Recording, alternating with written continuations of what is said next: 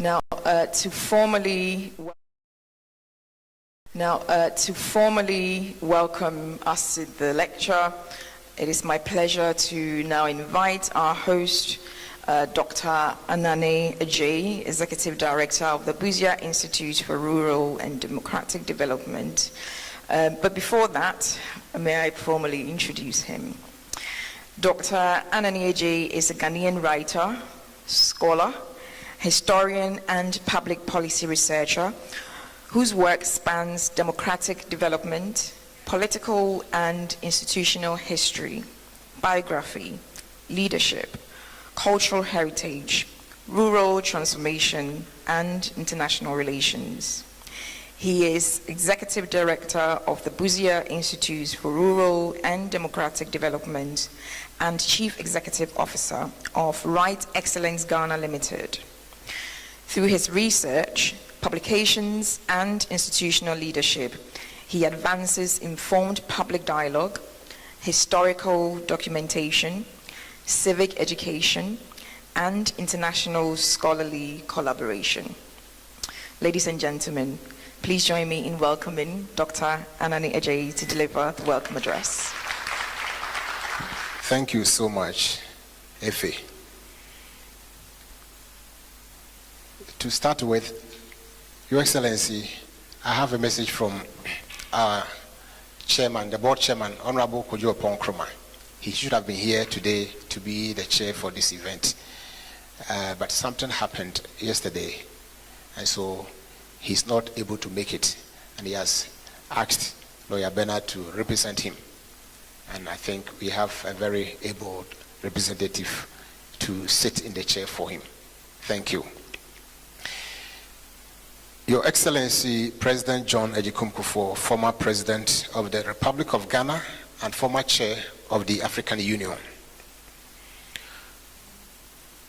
Our keynote speaker, the Honorable Dr. Matthew Opoku Prempeh, Vice Presidential Candidate of the New Patriotic Party 2024 and former MP and former Minister. I'm told we have representatives of the Ghana High Commission in the UK here. We welcome you. Our chairman, distinguished invited guests, representatives of the various media houses, ladies and gentlemen. On behalf of the Busia Institute for Rural and Democratic Development, I have the honor to welcome you to the 2026 Busia Institute Lecture. Today marks an important moment in the history of the Institute, as this happens to be the first edition of the lecture being held outside Ghana. Previous editions have been held in various parts of Ghana, including Accra, Sunyani, Kumasi, and Sekondi Takoradi. And each occasion, we've had the chance of helping to widen the conversation across the country. And today, London provides an international forum for the conversation and brings the Ghanaian and wider African diaspora into closer engagement with the Institute's work. We also warmly welcome the many people around the world who are joining us live through various digital platforms. Mr. Chairman, distinguished ladies and gentlemen, we have gathered with a clear purpose to examine an important tradition in political thought with particular attention to its African expression through the Ghanaian experience, and to do so with honesty, evidence, and intellectual independence.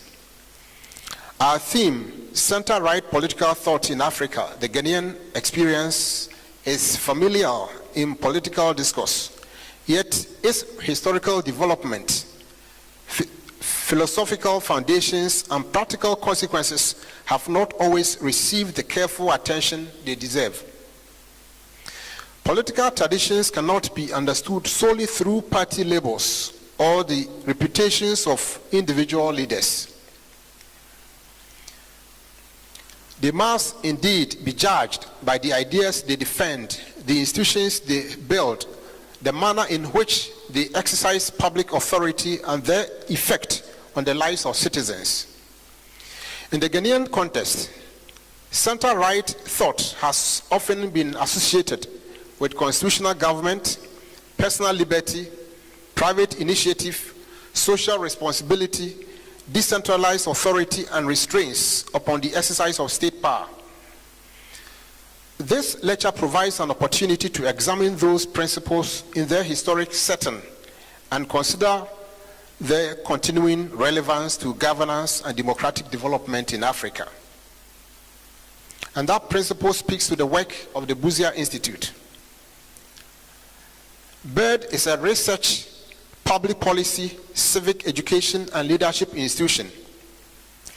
We connect historical inquiry with the practical needs of public life. Our institutional tagline expresses that purpose, and that is researching the past, informing the present, shaping the future. As an institute, we recover evidence, interpret it carefully, and draw from it lessons for public judgment, leadership, and institutional development. The institute bears the name of Professor Kofi Abrifa Busia because his life and work provide an important point of entry into wider questions of constitutionalism, rural development, democratic leadership, public ethics, and the place of knowledge in governance. We honor that legacy through serious scholarship, open inquiry, and honest assessment of both achievement and limitation. The Busia Institute pursues this mandate through programs in leadership and public policy, international research, and knowledge exchange.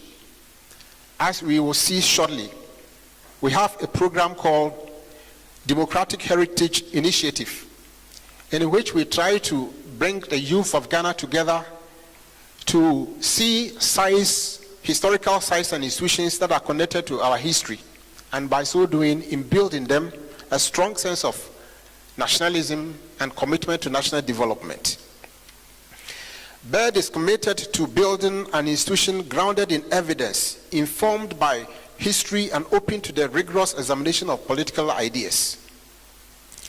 We therefore welcome principled collaboration with universities, archives, research institutions, foundations, public bodies, private organizations, and individuals who share our commitment to knowledge, responsible citizenship, and democratic development. We are deeply grateful to His Excellency President John Agyekum Kufuor for his guidance and support as a life patron of the Institute. It is inspiring to lead a group that has the eminent statesman as your life patron. Mr. President, we are grateful.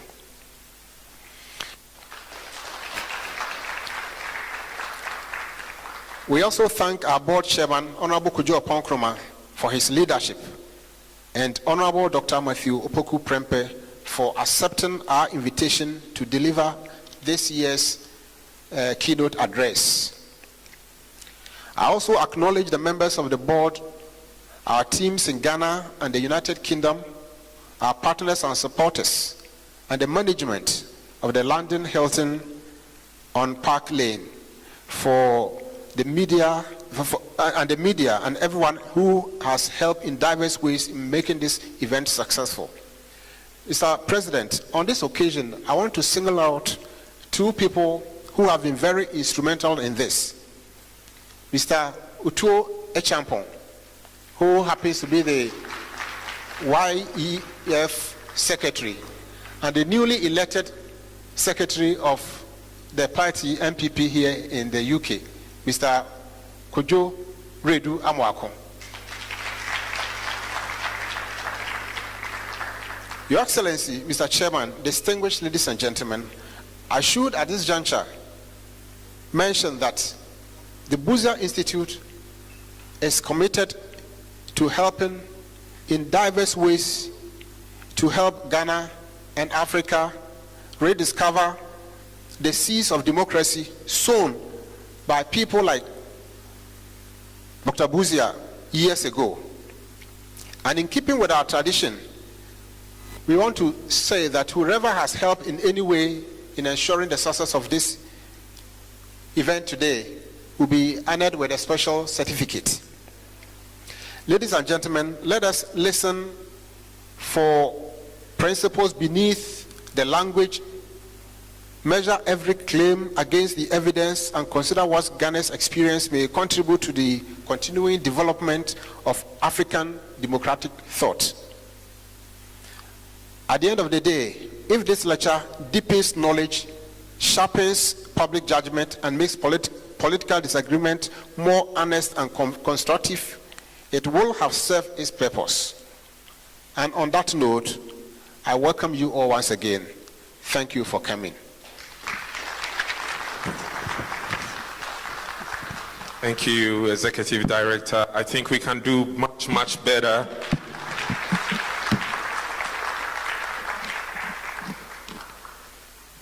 I also want to acknowledge the team from the Ghana High Commission. We have the Minister, Councillor / Consular Welfare, Mr. Haruna Mahama.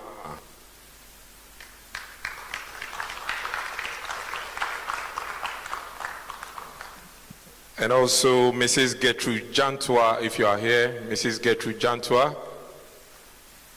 Okay. We also have a proper MPP UK vibrant youth organizer. In fact, he served from 1994 to the year 2000. He's a two-term member of parliament for the good people of Kumau. Honorable Yaoba is here. Let's acknowledge him.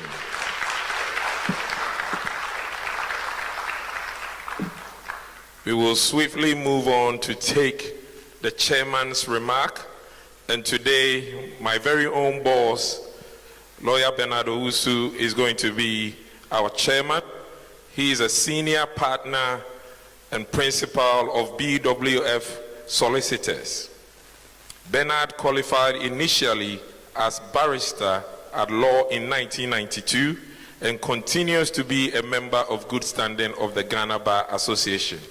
He converted to be a solicitor of England and Wales in 1999. He has over 26 years of experience in England, having worked variously with advice centers and law firms since 1992. He's an active member of the Ghanaian community with regular appearances on the radio and in the community talking about the law in practice. Bernard is an accredited panel member of the Law Society Immigration and Asylum Law Accreditation Scheme. The Immigration and Asylum Law Accreditation Schemes cover all types of immigration and asylum law work.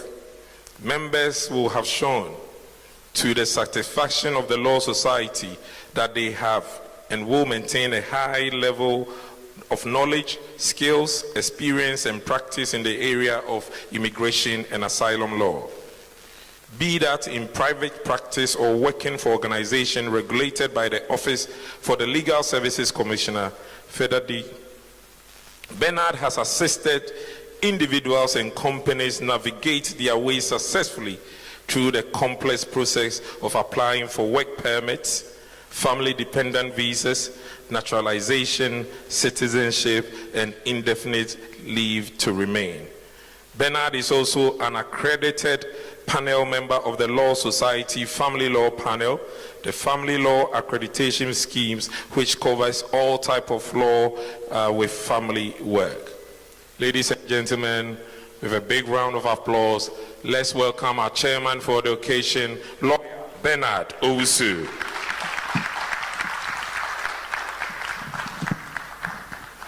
Thank you very much, Richard. Your Excellency, former President John Agyekum Kufuor, Honorable Dr. Matthew Opoku-Prempeh, representatives of the Ghana High Commission, distinguished ladies and gentlemen, good afternoon. It's my great pleasure on behalf of the Busia Institute and the YEF UK to welcome you all to this important lecture in honor of one of Ghana's most thoughtful and democratic leaders, Dr. Kofi Abrefa Busia. We are grateful that you've all taken time off work, some of you, church, some of you have traveled considerably far, others very close. But one thing that we have in common is that you all believe in the Ghana that we all want to see. In a statement that the ideas of Dr. Busia still matters, it is always important to have a gathering of this nature to impact, especially the next generation thoughts, ideas, and policies of our former Prime Minister, Dr. Abrefa Kofi Busia. And today's theme, center-right political thought in Africa, the Ghanaian experience, is timely. It invites us to think beyond party labels and ask what our political tradition really matters in today's practical world. It asks us whether the values we profess still speak to the problems of our people and the difficulties our country faces today.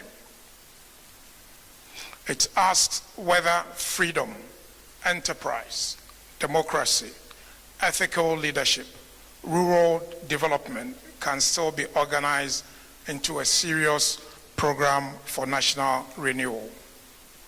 In my view, the real value of remembering Busia is not the theories and the philosophies. It is the ideals that still pertains today. Busia believed that development must begin with people. He believed that the state should not suffocate individual effort, but should create the conditions that allow citizens, families, farmers, traders, professionals, and businesses to flourish. He believed that rural Ghana mattered not as an afterthought, but as a foundation of national development. Busia believed that politics must be conducted with conscience, civility, and respect for institutions. These are not old-fashioned ideas. They are relevant today, tomorrow, and in the future. Busia's thoughts and policies were to ask various questions. How do we create decent work for young people? How do we make agriculture profitable rather than merely sentimental? How do we stop exporting raw materials, natural resources, whilst importing finished products at a higher value? How do we protect our rivers, forests, and farmlands from destruction? How do we conduct politics without poisoning the national conversation? These are not questions for one party alone. They are national questions. And because they are national questions, they deserve thoughtful answers. Busia's legacy challenges us to think seriously about these answers. His emphasis on rural development speaks directly to today's problem of unequal opportunity between urban and rural Ghana. His belief in enterprise speaks to the need to help small businesses and young entrepreneurs grow. His concern for ethical leadership speaks to the urgent need for integrity in public life. His belief in dialogue reminds us that democracy is not strengthened by shouting the loudest, but by listening, persuading, and building consensus. As someone who has thought deep and wide about the situation we find ourselves in as a country, there have been important questions that I've asked myself, especially since December 2024. And these questions are even more relevant when you look at the works of our former Prime Minister, Dr. Busia. Nations survive not because their leaders are perfect, but because their institutions are strong, enough to restrain excesses, protect rights, freedom, and serve the public interest. Busia understood that. He also knew that democracy was not the only thing that develops country. The soft skills that each person needs to develop themselves. He also said that democracy is not only about elections, but also about values, about habits, discipline, and respect for the rule of law. The lessons that he gave us remains even more relevant in our present-day Ghana. We must therefore use today's lecture not to look back, but to look forward. What does a Busia-inspired approach to development will look like in today's currency of artificial intelligence, digital finance, climate change, youth unemployment, and global competition? What does rural development mean when young people want opportunity, dignity, and modern tools? What does freedom mean when citizens feel afraid to speak honestly? I'm particularly pleased that we are having this discussion here in London, because most of you will know Dr. Busia was taught at University of Oxford, and he was also a lecturer at University of Oxford, and unfortunately he also passed away in England. The Ghanaian diaspora has often supported Ghana through remittances, but our responsibility must go beyond sending money.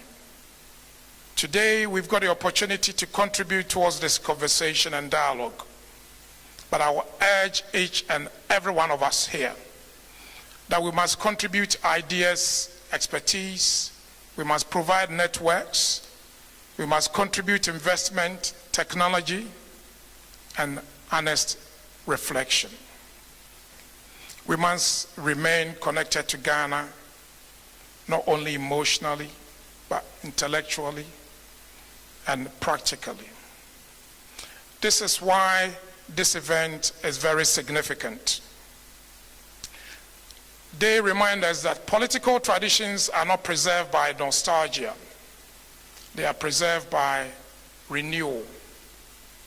A tradition that cannot answer today's question will not inspire tomorrow's generation. If we want young people to believe in the Dankwa Busia Dombo tradition, we must show them that it has practical answers to the problems that are around today. Ladies and gentlemen, I do not wish to take much of your time. My role here is to replace my friend, Honorable Opow Nkrumah. Although I'm setting the tone, I know that we've got a more capable person, our own former vice presidential candidate, Dr. Martin Opoku.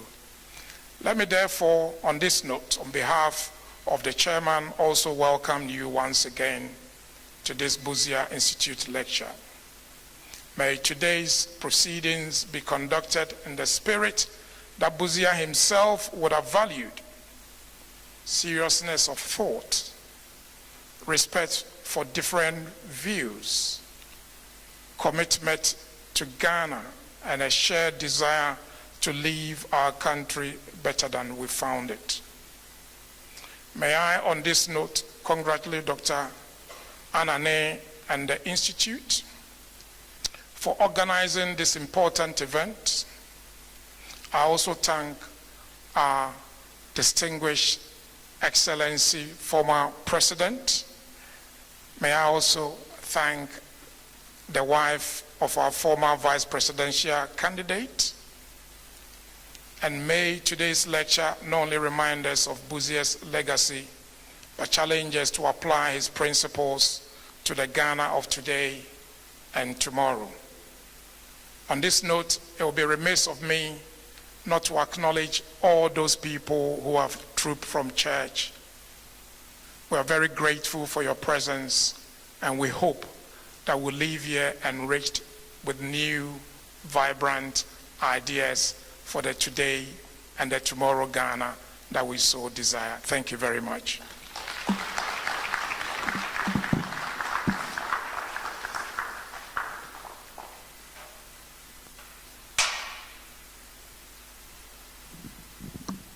Thank you so much for that, Lawyer Bernard.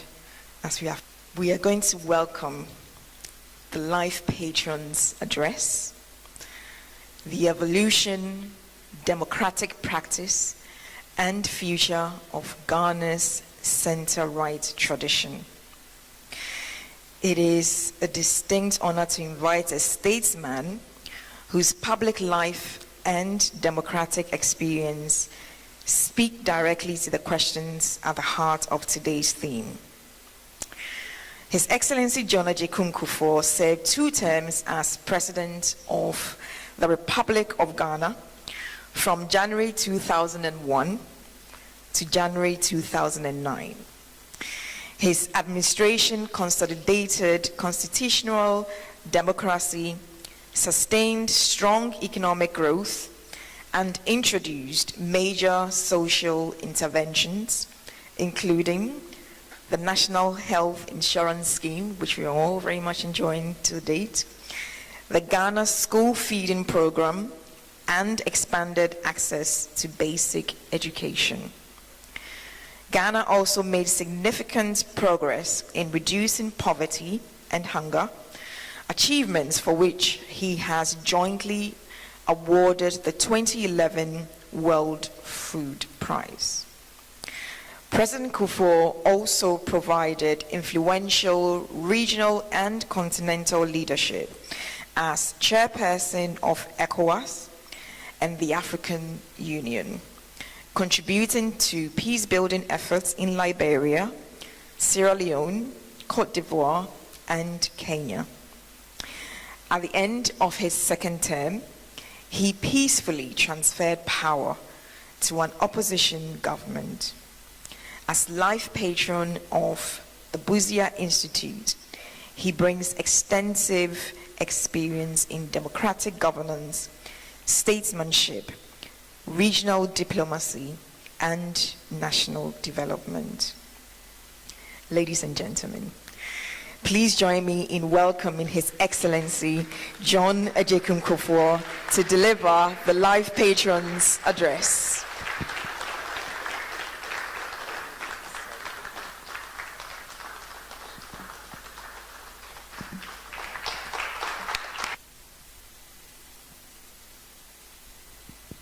Mr. Chairman, my learned friend, Lawyer Owusu, our distinguished keynote speaker,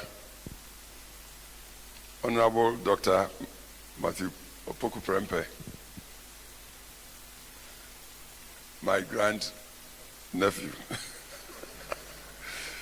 Dr. Anane Adjei, Executive Director of the Busia Institute, distinguished ladies and gentlemen, I'm grateful as the life patron of the Busia Institute for the honor of addressing you on the theme of today's event, Center-Right Political Thought in Africa, the Ghanaian Experience, which invites us to examine a political tradition both as a body of ideas and as a record of conduct. The Institute's guiding words, and I quote, researching the past, informing the present, shaping the future, unquote, are well chosen. Our tradition, when I say our tradition, I'm talking of the Dankwa Busia tradition, has been described as liberal democracy and center-right. And most of those who launched it tried to live it. Their thought and political advocacy reveals a settled outlook, including constitutional government, liberty under law, a free press, respect for the dignity and initiative of the individual, private enterprise, social obligation, decentralization of government, and unwavering opposition to arbitrary rule. Our story, as a tradition, begins with the United Gold Coast Convention in 1947, the oldest political party in our nation's history. And with Dr. J.B. Dankwa, George Alfred Grant, R.S. Blay, William Ofurata, Edward Akufo-Addo, Obeche Bilamte, and Akua J as some of the pioneers. Dankwa, an intellectual and a politician, believed free press, and he was not only a lawyer and a philosopher, he was also a journalist. Free press was not a concession granted by government, but a condition of self-government itself. Dr. J.B. Dankwa articulated the tradition's policy as one that aimed at, and I quote him, liberating the energies of the people for the growth of a property-owning democracy in this land. That's our country, nation. With the right to life, freedom, and justice as the principles to which government and laws of the land should be dedicated. Yeah. Unquote. From that root grew the Ghana Congress Party of 1952, itself a transformation of the UGCC. When the Avoidance of Discrimination Act of 1957 outlawed parties organized on ethnic, regional, or religious lines, 6 movements, including the National Liberation Movement, which was largely based in Kumasi or Asante, the Northern People's Party, which was a party that was formed in the northern territories of those times, northern regions, the Togoland Congress, the Muslim Association Party, the Anglo Youth Association, and the Gashivomukpe in Accra came together as the United Party, inaugurated at Bukom Square, Jamestown, Accra, on 3rd November 1957, with Professor Busia presiding and Mr. Ashinikwe in the chair. The new party upheld the tenets of the Dankwa, the tenets as Dankwa had proclaimed for UGCC. From the composition of UP, it was evident that it captured the cultural and social traditions of the entire country, all the regions of the country, were in the UP. The enduring principles espoused by the forefathers stood for equality of opportunity, inclusiveness, individual potential, and sustainable national development, with the private sector as its engine of growth. These principles are timeless and do not permit personality cults. On our side of the political divide, there's no room for personality cults. We have big names, all right, but we subscribe to the principles, not to the persons that lead us from time to time. Interestingly, this tradition that spawned the property-owning democracy advocated by J.B. Dankwa was the same that espoused social interventions that underpin equality of opportunity and the democratic welfare society espoused by Professor Kofi Busia. Professor Busia, a royal of Wenchi, a sociologist, as we've heard from the chairman, trained at Oxford University here in Britain, and one of the first two Gold Coasters appointed in those times, 1940s, as district commissioner. His first posting was to rural Enche in what is Western Region today, Enche in Western Region, in the 1940s. He was also a public servant who treated political authority as a trust.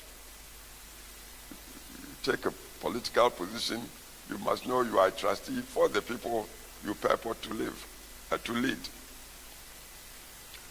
Professor Busia rejected the claims that democracy was foreign to Africa. And I quote him here, "The principles of democracy are universal. They can be adopted and applied by any nation that chooses to do so. They can be institutionalized in any culture." End of quote. His studies, he was an academic, of our traditional chieftaincy governance, proved the point at home, Gold Coast, Ghana, and which the principles of governance are inherited authority among our peoples was hedged about by councils, all the traditional councils we know of, customs, consultation, and checks, which could even lead to the destitutement of chiefs. If that's not democracy, what is it? So that was Busia's belief. He was a humanist who preached the equal worth of every individual. And his associates of those times, Professor Busia's associates of those times, believed in him. That was why they chose him as their leader of the United Party.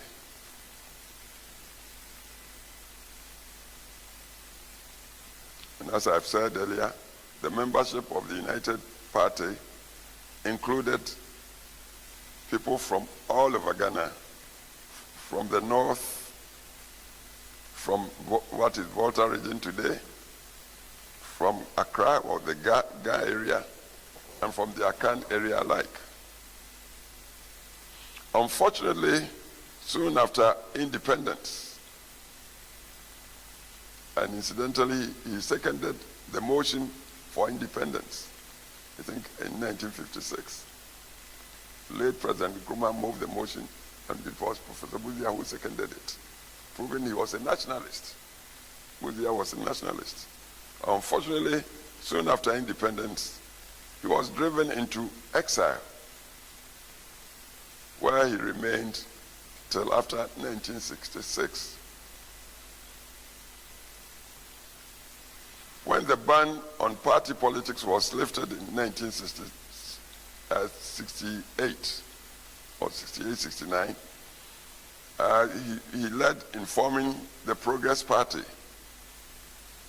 In fact, the party was born in his modest house at Odoko, and I happened to have been present. I was present there, and I'm proud to have been a founding member of the party, Progress Party.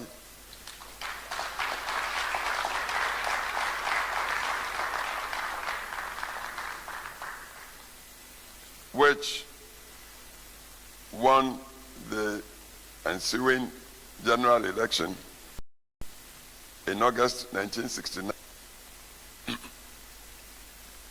And I happened to have been a candidate who won his seat for Achumango Bieja to the then parliament.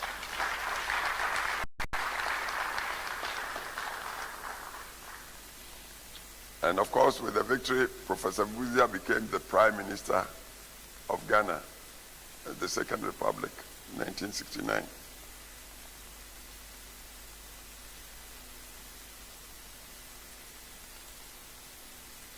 The Progress Party won the 69 election with 105 seats of the 100% party. As Prime Minister,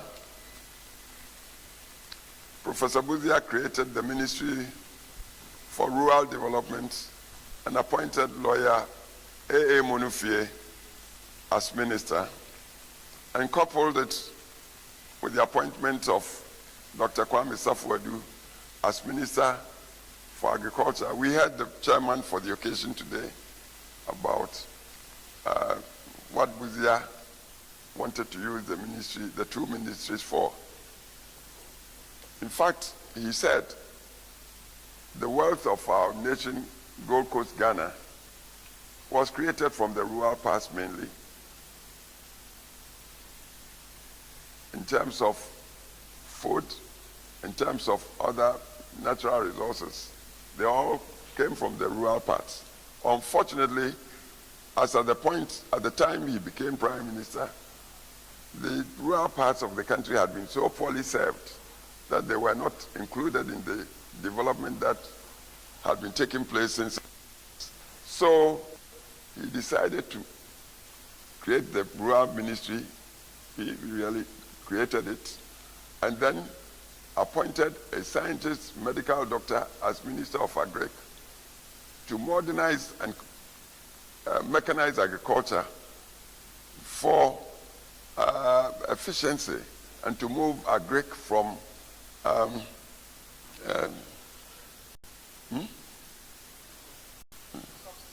subsistence to commercial, to use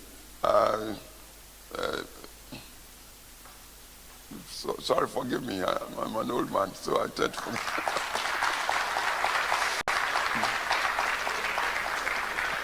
yes.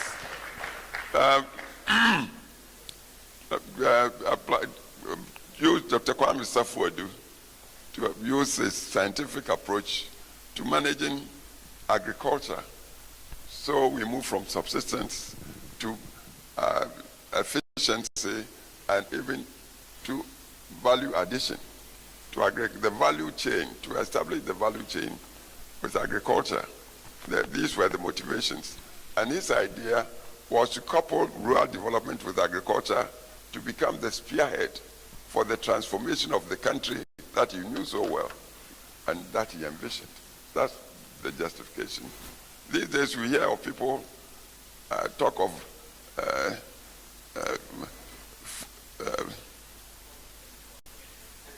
you forget about that. The campaign they used when Busia was removed. Operation Feed. If you produce the food, how do you feed yourself? But Busia wanted to produce food abundantly, and even with the appointment of Safuadu, I remember when they launched the policy in Parliament, I was a member of Parliament then. It was said that with the policy as launched and with the opening up of the rural areas, Ghana would become self-sufficient in production of cereals to be able to even export. And it happened within 2 years. Ghana was exporting rice to Burkina Faso and other places under the ministership of the Kwame Safuedu.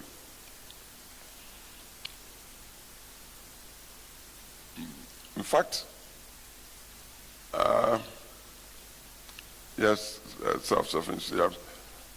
And with the Rural Development Ministry too, we saw the proliferations of health centers all over the country. Within just 2 years, health centers and hospitals began to shoot up in every region across the country. And notable mentions should be made of Agro, a place like Yeji, Chirensua.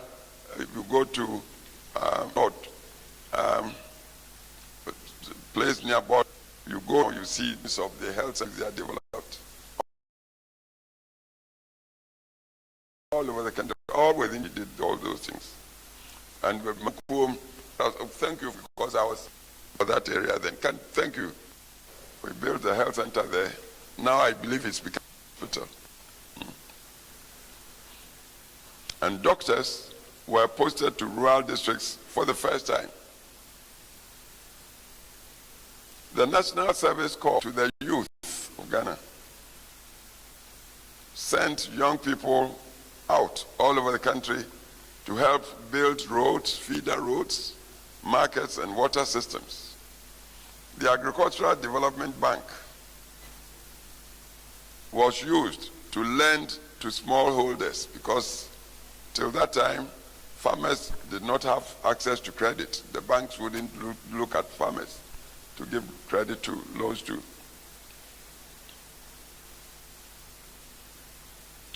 And also, rural women were trained at Medina. There was a training center for rural women. Then a Junase Rehabilitation Center gave vocational skills to persons with disabilities. The Opportunities Industrialization Center opened at Osu in Accra as the forerunner of our technical and vocational training, which these days is styled TVET. And indeed, the good professor sent me to represent of OIC at Osu that time, 1971. The Local Government Act of 1971 launched the idea of decentralization of government to enable the people all over the country to participate in government, to hold the managers of local government councils accountable to them.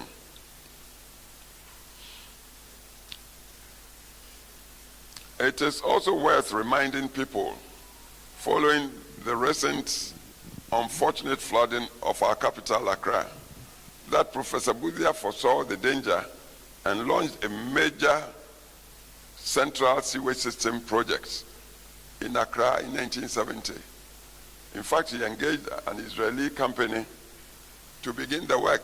The work was started in central Accra. Those of you who were born then, you would remember. To avoid the flooding that the floodlands of Accra were prone to suffer. Unfortunately, 1972, January, when Professor Busia was overthrown, the work with the sewage system was abandoned and remained abandoned till as we speak. And this year, those of you who have been to Accra would see how our national capital has suffered. Busia foresaw the danger as far back as 1970 and tried to do something about it.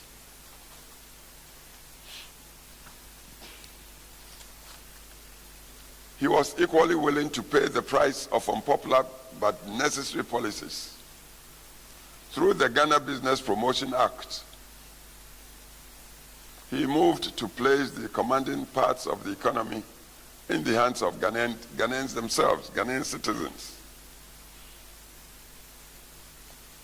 facing debt service that consumed 13 of every 100 cedis earned from exports. His cabinet, having already taken voluntary salary cuts, devalued the cedi by 44% in December 1971. This was seized upon by his adversaries to turn him out. In fact, they staged a coup against him 13 January 1972. He'd been in power for only 27 months, 2 years, 3 months. But they staged a coup to remove him, accusing him of callousness, not feeling for the people.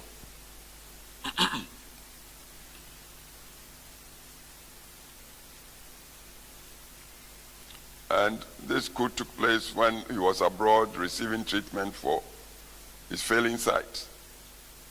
As his colleague and Minister for Education then, Mr. William Ofrata, put it, Kofi Busia knew that decision would cost him and his party, but nevertheless chose to move out because he believed that was the way to help restore the nation, salvage the nation from the socio-economic stagnation that the country found itself in. And here I want to say plainly that Professor Busia has been treated unfairly in the political history of our country. His most criticized decisions were all taken in the determined effort to get the young nation Ghana back on its feet, to move from a state of shambles to one owned and driven by citizens.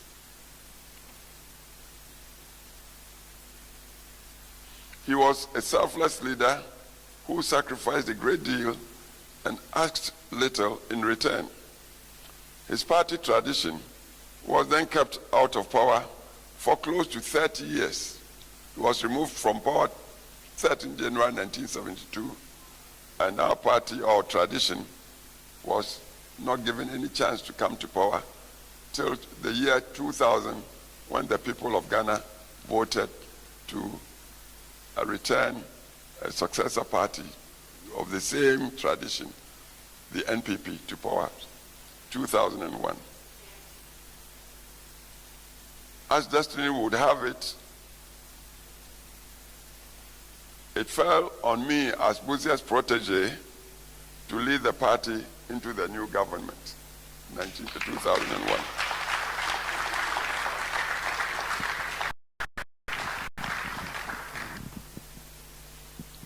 Distinguished ladies and gentlemen, my debt to him, to Professor Busia, is not just in politics.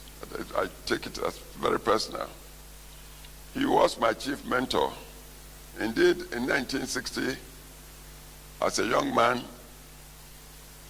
aged 21, I was doing my finals at the bar here, Lincoln Scene, writing to become a barrister. Busia was in exile in Holland. He visited London then, and we were fortunate he visited me and my sisters in north of London. And when he came, he asked me what I was doing. I told him I was writing for the finals of the bar. He looked at me and said, "And what do you do that? After you, suppose you pass, what do you do?" Because I was only 21 then. And I said, "Oh, I'm going to Oxford." So Oxford University. He said, "Sir, which college?" I said, "Oxford is Oxford, any of the colleges." But then, those who saw him would tell you, he giggled a bit and said, "All right, look, my moral tutor, and at Oxford then, I don't know of now, all the students, each student had a moral tutor to guide him with studies." Busia said, "My moral tutor is still there at Oxford, Professor Casey, where he's now the rector of Exeter College, Oxford." Immediately he said that. I jumped at it and said, "Tutor, I want to study under him."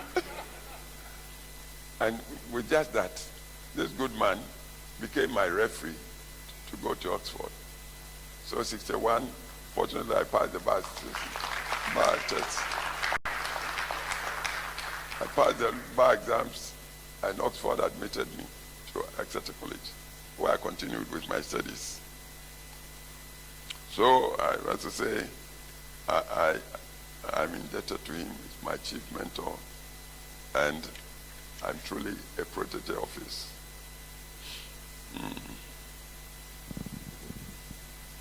And then, again, as I said, as destiny would have it, 9 years later, I had returned to Ghana, young man, lawyer, then managed Kumasi City. But then the general elections came. Professor Busia formed the PP. I became a founding member. And when we won the election 69, he sent to me, he sent a colleague to me to ask what I wanted to do in his government. Well, the man went with my wishes to the Prof. And Prof sent a message back telling me, I appoint you the Deputy Foreign Minister of Ghana. And I was only 30 years old.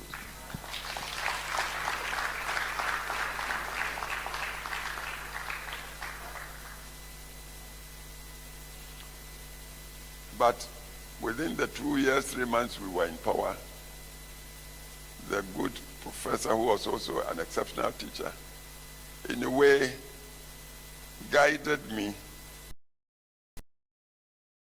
exposed me nationally, sometimes giving me opportunity to lead Ghana's delegation to the United Nations, then, which enabled me to cast Ghana's vote during the big debate, the biggest debate of those times, on seating Communist China in the United Nations. Till then, Communist China was not admitted to the United Nations. But we was admitted 71, both as member of the General Assembly and also onto the Security Council seat. And I'm privileged and proud to say that I cast Ghana's vote for China then, and it was Busia's doing. At the same time, it made me lead Ghana's delegation to the first time the non-aligned movements met on the continent of Africa, and it was in Lusaka, Zambia. Busia said Kufuor should take the team there. There were more senior ministers, but the good Prof sent me to lead Ghana delegation to that. And it was there too that I met political giants on the continent. The Kaundas, the Nyereres and all, they were all there. And then people like Lee Kuan Yew, who attended. Haile Selassie, in fact, I was seated between Haile Selassie one side and Madam Indira Gandhi of India. And I was then only 32 years. Professor Busia. I'm having to tell you all this to tell you, with him as the teacher, he saw the person and the potential of the person and didn't suffer from prejudices about age differentials and generations. No. If he saw you had the potential, he moved you. And that's what he did for me. And I'm happy to be attesting to what he did on this occasion. Now I want you, ladies and gentlemen, to consider. Busia had only 27 months in government, 2 years, 3 months. And just let us all look the sort of things he did within those 27 months. He launched the rural development policy with which he designed to open up the country. He also led in afforestation. These days people fell ticks all over, not knowing that it was Busia who launched the thing on a large scale in the Volta region. Those who know the country well, you go to Raura area, you see the forest there, cheap forest, Busia did it. You go around Techiman, a place called Aigbe. Busia had a hand there, planted forests all over the place. And then too, we launched the modernized and mechanized agriculture, as I've said earlier. The sewage system in Accra, it launched same 27 months. And small loans came for market women. Loans came for market women who didn't have access to the established banks. And then also to farmers. And he did many more projects, too numerous for us to tell here, all within the 27 months of government. So I would say, give a leader or a president a decade, let the leader fulfill his constitutional tenure, and then judge him. You may judge him fairly when you've given him full opportunity to govern the period the Constitution allowed. But when the man is allowed only 27 months out of the 4 or 5 years that Constitution allowed, and he managed to do so much, and if we are going to be fair, and this is why I say he hasn't been treated fairly in our political history, wouldn't you agree that within the 27 months that he had opportunity, his achievements should be adjudged as astonishing for Ghana? Suppose we had allowed him the full term. Have we imagined what he would have done for our nation? The vision with which he governed, but the man was denied. And to this day, when people are talking of Ghana's political history, they hardly mention him. People would compare the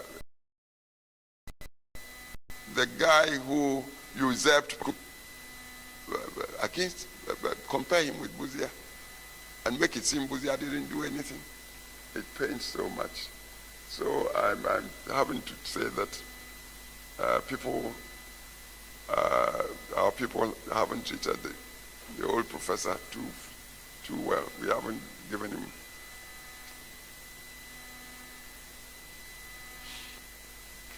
And even with all of that, and then let me come to our times.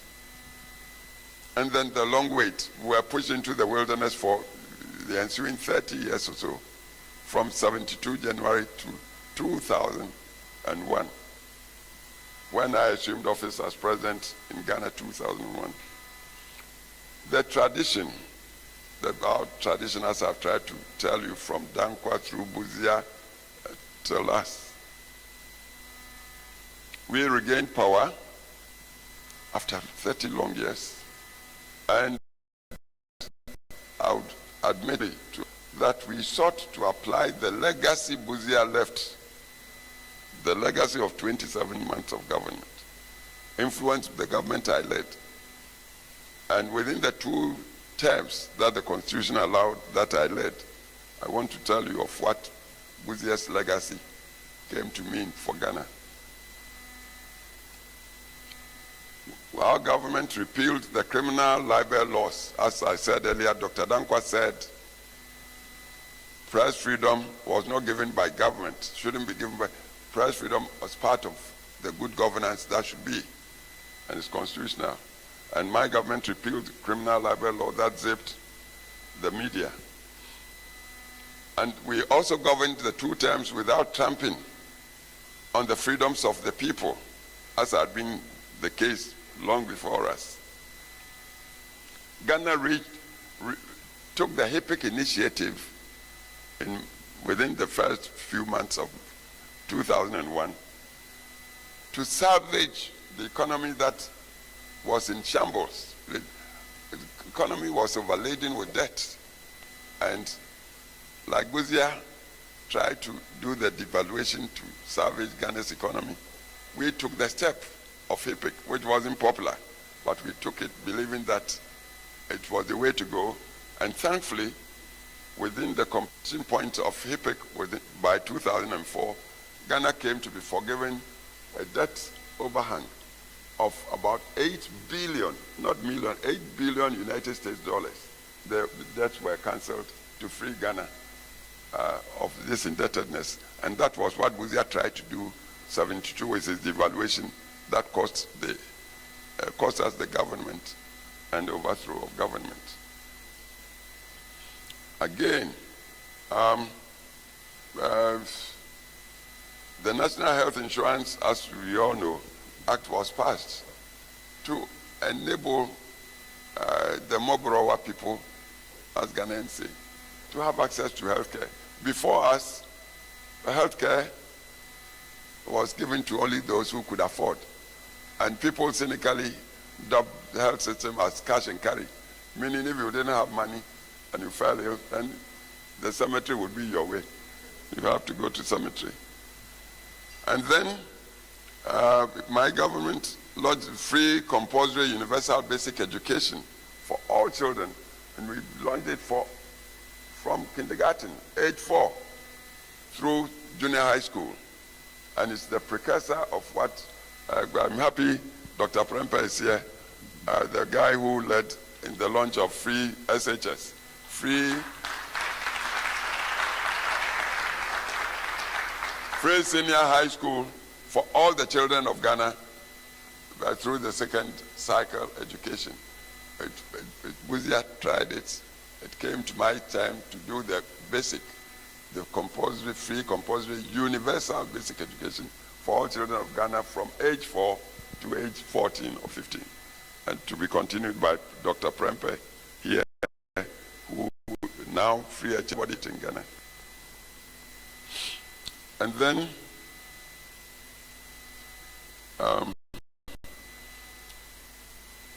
the Millennium Challenge Compact. America gave it to Ghana for good governance. Yes. And that entitled Ghana to a grant of $547 million US. We used it to modernize, again to commercialize agriculture. We picked 36 districts all over the country to use and then do the infrastructure. When you come to Accra, you see the Bush Highway, the biggest street in the whole of Accra and perhaps Ghana. It was from this free money. And it was Busia's legacy as foundation that enabled us, my government, to do it for Ghana.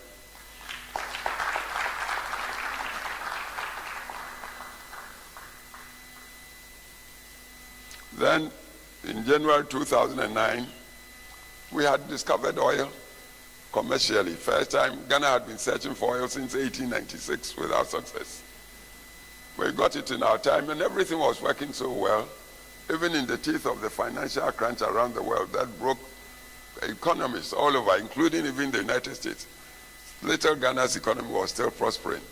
The GDP growth of that year was 8.4%. And cocoa was also prospering. In fact, 2001, when we took power, the produce of cocoa was only 340,000 tons.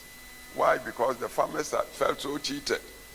The government before us took about 70% of the international price and gave the farmer only 30%. So by 2001, the farmers had started cutting down their cocoa trees. When we came in, and because we inherited a legacy that respected the farmers, we said, no, we should change the ratio, give the farmer the bigger share for the state to take the smaller share. So we gave the farmer 60%. And then sprayed all the cocoa farms, indiscriminate party lines or anything. We sprayed all the farmers' farms with pesticides and also subsidized fertilizers for them. And within 4 years, by 2000, the crop jumped from a low of 340,000 tons to over 700,000 tons. All-time record from the 1920s. Cocoa, Ghana hadn't produced cocoa as voluminous as happened in 2005. So 2006, my government was able to predict that we continue like that. By 2010, Ghana would exceed the 1 million ton produce, and it happened in 2010. And as I say, part of Busia's legacy. So, ladies and gentlemen, the future of this, our tradition, I describe as humanist. The future of this humanist tradition must not rest solely on honored names. Yes, we are praising Dr. Busia today, but I tell you, we mustn't make a cult of Busia's name. No, it's the enduring principles we must subscribe to and must uphold. The tradition must be sustained on by its inherent and ageless principles and values. A tradition that speaks of liberty must permit dissent within its own ranks, treat public office as a temporary trust. When you are elected today, no, you are there as a trustee on the wishes of the people who put you there. You don't take it like you are born with it, and so you won't suffer criticism or anything. No, you are there because of the say-so of the people. Respect the people. That's our tradition. So take liberty within our ranks. Let's remain democratic. Treat public office as temporary trusts and defend the institutions of governance, like parliament, like the judiciary, like the press, constitution of government as the fourth estate. Let's press freedom, let's uphold it. And all other constitutional bodies are safeguards of the republic. It must also speak to the young, our young people, and the young are in majority now. The population of Ghana today has about 60% youth. 60% are under the age of 35, meaning most of Ghanaians are young people. So what we're trying to do today is for the youth. You are the future. And so whoever is leading must respect the youth. Now, I was 30 when Busia gave me the chance. So I support a government that will give the youth the chance. If Busia had looked at his generation, I wouldn't have come anywhere near becoming Deputy Minister of Foreign Affairs at the age of 30, Member of Parliament. So we must address the youth. I must also speak for education, because it's the key that really opens the gates to everything in the world.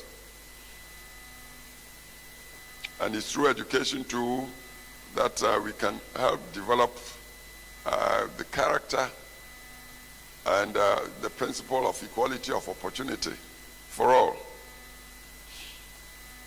We support enterprise, because without enterprise, it shouldn't be state captured. The government is not there to do business, to trade or to manufacture anything. Government is to set the framework of regulations, and the regulations must be enlightened. It shouldn't include things like overtaxation that will really stifle the people with initiative and talent to create. No. So all these are within our tradition.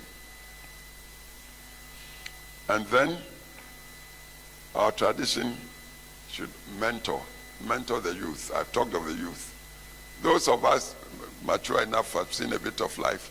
We should assume it as our responsibility to extend the insights that we've gotten to the youth, to guide them, to mature them, to take over when we step off the stage. Busia reminded Ghanaians that, and I quote him, "Those who have freedom can best preserve it when they use it responsibly and accountably, with concern and consideration for others." That's Busia's quote, what I've just said. Let me repeat. Those who have freedom can best preserve it when they use it responsibly and accountably, with concern and consideration for others. End of quote. And he left us a charge of enduring simplicity. He was so simple, didn't show off, even though he had it all. Oxford professor, like we heard from the chairman, taught not only at Oxford. Leyland, he was professor at, even in Mexico, he was professor. Professor everywhere. The first Ghanaian professor at Legon. Established the sociology chair at Legon. But this man didn't throw his weight around. He became prime minister. He didn't throw his weight around. He was a royal of Wenchi, could have been the paramount chief of Wenchi. But he was always the modest, moderate professor who listened quietly, spoke softly, and showed human feeling. He always said man was universal. So to him, it didn't matter whether you are Christian or Muslim or a non-practicing anything. Once you are a human being, he said you were entitled to dignity and respect, unless you destroyed yourself by going against the generally accepted rules of social life. So that was Busia for us.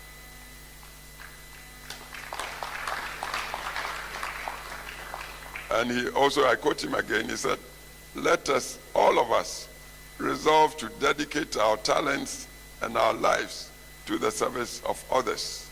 You know. So I say, in conclusion, may we honor the intellect and courage of J.B. Dankwa, the vision and sacrifice of Busia, and the service of all who sustained constitutional democracy through difficult years, and Ghana has had quite a few difficult years. Remembering that an opponent, political opponent, fellow human, and that a temporary majority does not own the republic. That you've got majority even by landslide today doesn't mean the country has become your private property. Country remains for all of us. Even if the opposition is one man, it still remains a stakeholder in Ghana. And this is what all of us should work for. And in all of this, the governing principle which Busia upheld, and as I say, I'm a protege of his, is the same. He always maintained the centrality of our common humanity, the universality of mankind. That's Busia's thing, and this is what I uphold. And so, Mr. Chairman, the good director of Busia Institute, I thank you for inviting me to come to witness to my patron, my professor, and my mentor. Thank you very much for listening to me.